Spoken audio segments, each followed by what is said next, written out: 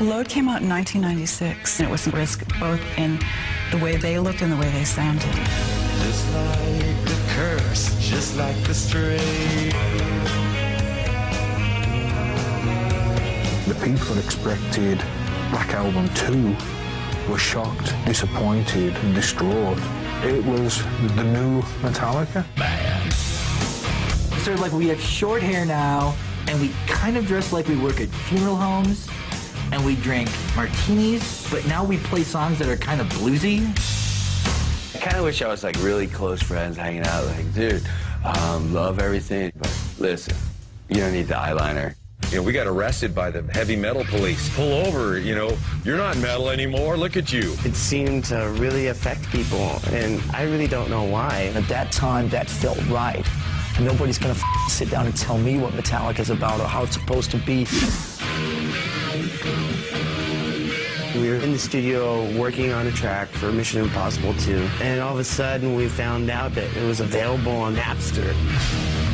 We got online and checked it out and started to see the volume of songs that were being traded and started to realize that this is something that's beyond our control. We controlled Metallica. So it was these let's go after them.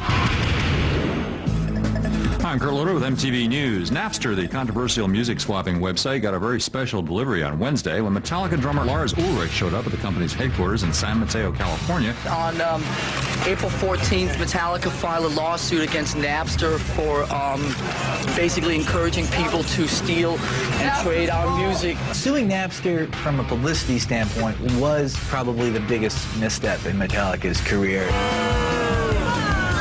I think it's about the most unhip thing that I've ever seen a big rock star do. How much money does Metallica already have? Do they really need more money? I used to like Metallica a lot, but the fact that they're doing this, I'm really upset about it. All of a sudden, we were just like anti-music fan because we were anti-Napster. You know, we were the bad guys. We were these greedy rock stars. People branded us that. Lars, for all the flack he took in the beginning, he was right. Sure enough, it has become a big problem. But at the time, they certainly were public enemy number one. It was just one more thing that was kind of looking bad for Metallica at the time. By the summer of 2000, there was a lot of tension within the band between the three guys and Jason. Calm down. I'm trying to. Are you stressed out just a little bit? It kind of felt like it built up over the last 14 years. Really, ever since he came in the band, he was always battling for position. There was some stuff that wasn't dealt with when Cliff passed away that made Jason definitely the outsider. Jason wasn't getting a lot of his music in Metallica, and so he wanted to do side projects. Echo Brain was actually one of the projects that I had ongoing, and we started getting kind of serious, and we started playing more and more together. James saw it as a betrayal. He just freaked out. Man, that was such a sore subject, and, you know, I dragged Lars into it saying, hey, we can't let Jason go off and do this stuff. Echo Brain's music was so different than Metallica's music. I couldn't fathom how it would change the fan base of Metallica in any negative way. We were on separate pages, I mean, completely separate ideas on what was going on. So we called a band meeting. We all got together in this hotel room, and Jason just dropped the bomb right off the bat. I mean, I asked James straight up, dude, you can't be in a band with me if I do Echo Brain, right? He says yes. I said, then I have to go. And I am leaving the band. I don't think you can properly weigh the magnitude that his departure had on Metallica. And when he left, it shook them to the core. He left the band, period. He left the band. Jeez. But one good thing came out of that. That was when we hooked up with Phil Toll. The more we feel good about ourselves and each other, and the higher we ascend, the more challenging it will be. Phil is a performance enhancement coach that we thought could be of some help to Metallica. I don't want to end up like Jason, okay? I don't want to be pushed away. We were all off in our own little childish worlds, so we needed that help.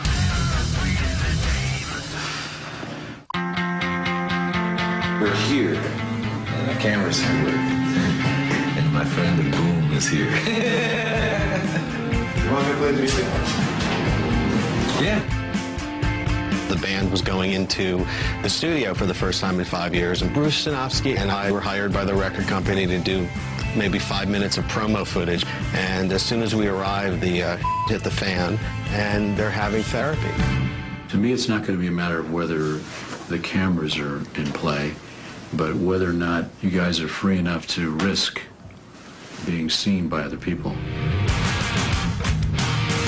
Metallica to keep the cameras rolling, and whatever it becomes, it becomes. You're just sitting here being a complete. I was straight up with you, and I told you I'm in a mood, and what have you been doing? Picking at me all night. Well, these guys had all this buried tension that they hadn't talked about for 20 years, and they just started boiling over. All we want to do is pick a fight, and I don't want to pick a fight. Come on, guys. We got better things to do. Yeah, I do. I do.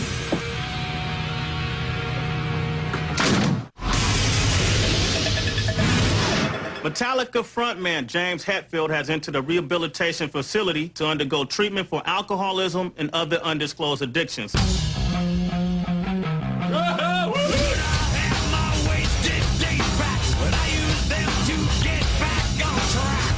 My behavior on the road showed up at home, and my wife put an end to it.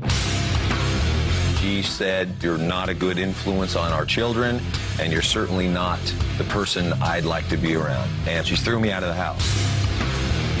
There was no other choice than to check in somewhere. When James told me that he was going off to rehab, the first thing I thought was, well, I'm not surprised.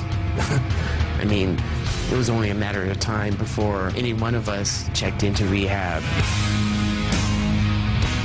James went away in June of 2001 and said that I'll be back in 5 weeks. Which turned into 8 more weeks, which turned into a few more months, which, you know, turned into a few more months.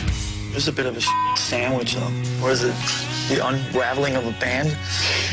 And then there were 2. I was just left wondering, you know, what's going on? Do we even have a band?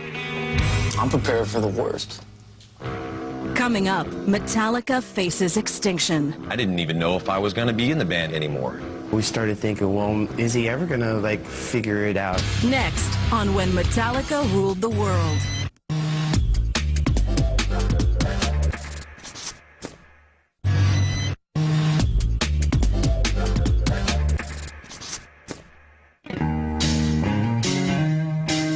During the entire period where James was in rehab, Metallica looked like it was falling apart. The longer James chooses to stay away from dealing with us, the further we drift apart. He was away for months and months and months. Even by the time he came back to San Francisco, he was still doing his own thing. I had to step up and take care of myself.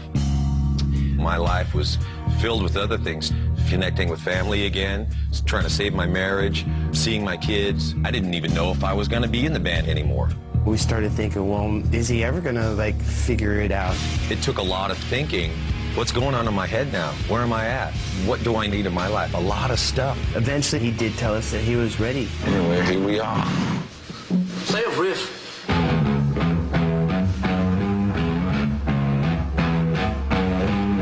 Probably the best sound I've ever heard in my life was the fact that you were playing guitar in here. It was just great to have him there, to know that it's not going to end. Having the support from band, it was just amazing. It was like being born again. We really had to go through all those bad, dark times to get back to the good times. The big machine started rolling again, and they kind of swung back into Metallica world. The album, Saint Anger, made a lot of sense. It spoke so much of my heart and of everyone else's heart in the band. Who's in charge of my head today? Dancing devils and angels' way. We've proven that you can make aggressive music without negative energy. Enough's enough! That was awesome!